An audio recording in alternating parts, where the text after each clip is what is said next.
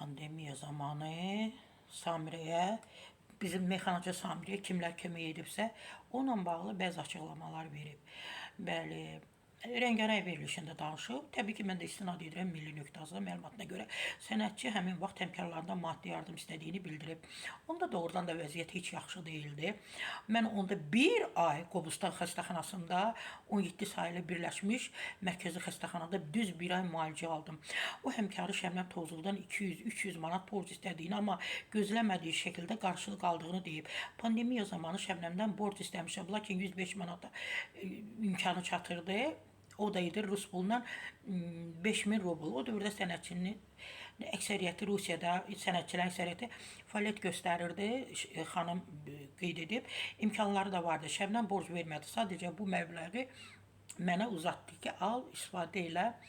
Samirə xanım deyib, mexanaçı həmçinin ona ən çox dəstək göstərən şəxslərin adını çəkib. Kim mənə yaxşılıq edib, onu heç vaxt itirmərəm.